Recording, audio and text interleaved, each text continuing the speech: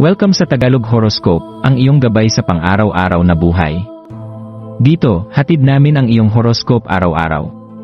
Alamin kung ano ang naghihintay para sa iyo sa pag-ibig, trabaho, kalusugan, at swerte. Samahan kami para mas maunawaan mo ang mensahe ng universo para sa iyong araw. Huwag kalimutang mag-subscribe, i-like ang aming mga video, at i-share sa iyong mga kaibigan. Simulan natin ang araw ng may inspirasyon mula sa mga bituin.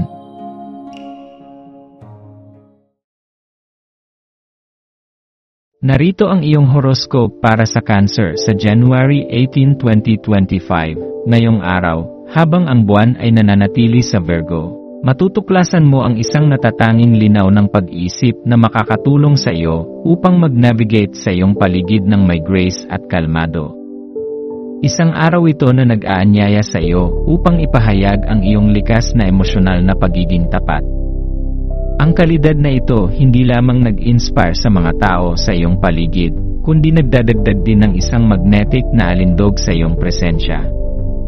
Habang dumadaan ka sa araw na ito, hayaang malayang dumaloy ang ideya ng pag-relieve at pagpapalaya ng iyong isipan upang magbigay daan sa mas maliwanag na mga pag-isip at mas positibong pananaw.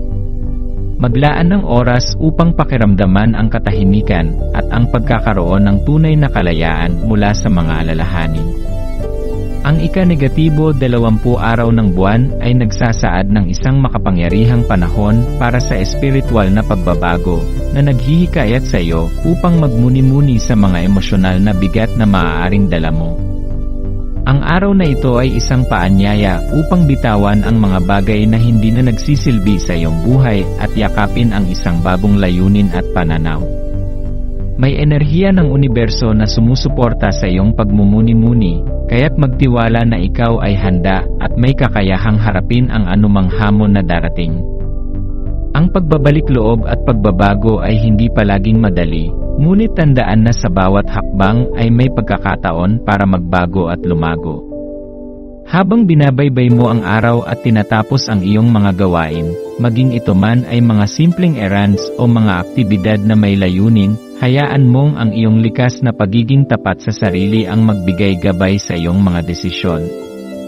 Magtiwala sa iyong intuition, dahil ito ay magdadala sa iyo ng mga makulay na pananaw na magpapabago sa simpleng mga sandali at gagawing makulay at puno ng kahulugan.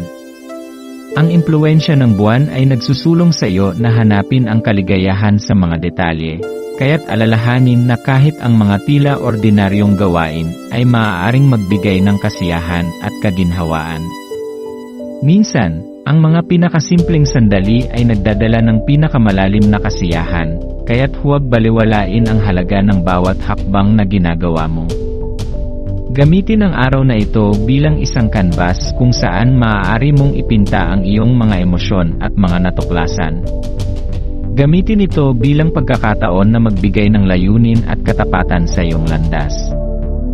Bilang isang Cancer, ang iyong kakayahang kumonekta ng malalim sa iyong mga damdamin ay isang biyaya, at ang pagtap sa enerhiya ng iyong puso at isipan ay makakatulong sa iyo upang mapagtagumpayan ang mga hadlang na darating sa iyong buhay.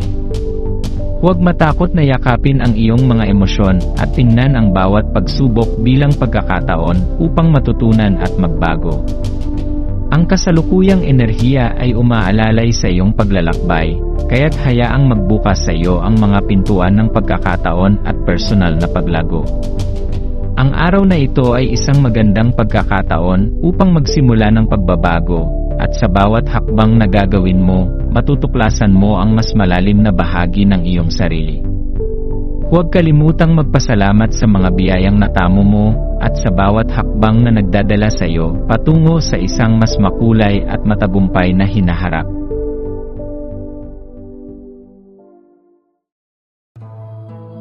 Maraming salamat sa panonood ng iyong horoscope ngayon araw.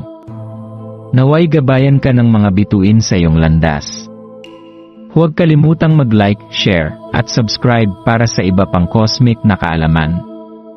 Hanggang sa muli, manatiling konektado sa universo.